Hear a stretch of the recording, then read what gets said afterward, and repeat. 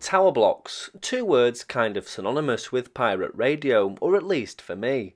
But why did the land-based pirates from the 1960s right up until today choose these concrete communities as the home for their stations so much? Well, many of the people who were setting up stations lived in the tower blocks, lived in the estates surrounding them, or knew somebody who had or could gain access to a flat in which a studio could be sited. They were tall and the perfect home to a transmitting aerial that could see over everything else. This altitude increased the reach of the station, and this is why so many tower blocks have been home to them. So just exactly how did pirates set up in these buildings? Tower blocks have good security. The only way to gain access to the block and the roof was to have the keys or prise open the hatch with a crowbar. Firstly, pirates had to gain entry to the main building. Asking people to let them in often attracted unwanted attention, so this was the last resort. Usual entry was gained via the fire control switch, otherwise known as the drop release. Lift engineers would have the key for this, but the chances of them parting with them was unlikely. They'd sometimes sell them, but a replacement set would cost them £25, so it would have to be worth their while.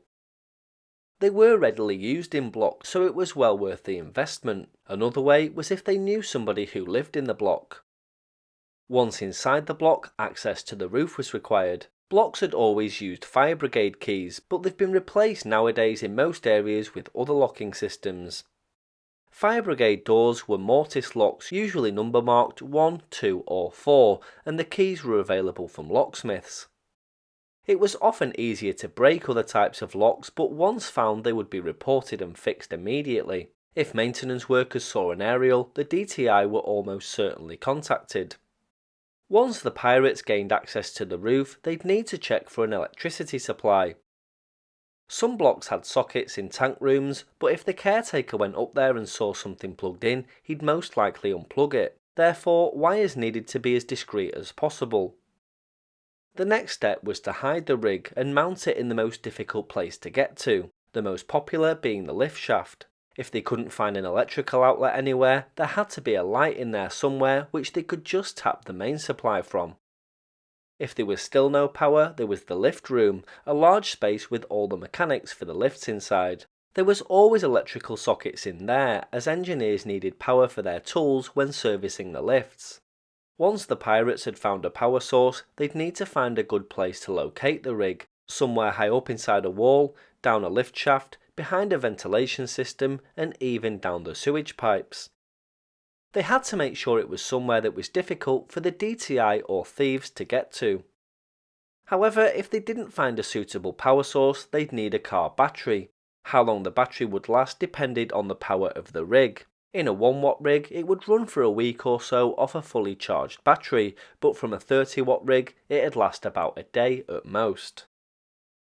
Batteries were quite a good alternative as they're portable, but it wasn't a great solution for a long-term setup.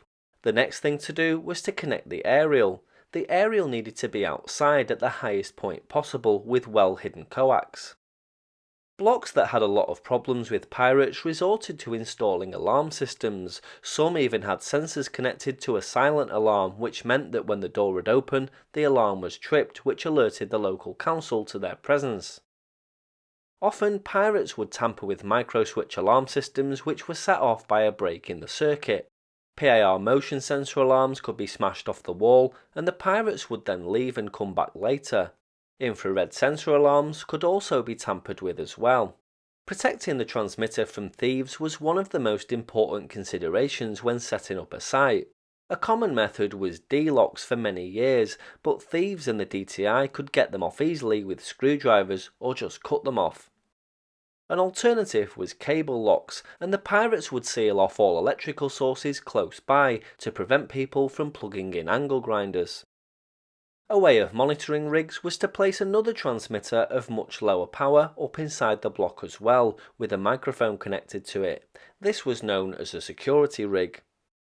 They'd put it on another frequency and listen at the studio.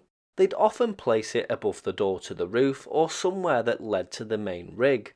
This would allow the pirates to hear anybody coming up the stairs and sometimes even hear what's going on inside the flats themselves. The whole idea being that it would give the pirates a head start from the studio to the block to apprehend whoever was trying to steal or remove the rig. Another way this was done was via microwave video link. Video and audio could be linked back to anywhere to be monitored on an old analog satellite receiver. If the pirates were putting a rig down a lift shaft or ventilation shaft, they'd often get a car jack and something strong to fix the rig to. Then they'd lower the rig down the shaft attached to the jack, with the jack at the top. Using a long tool, they'd lower it down.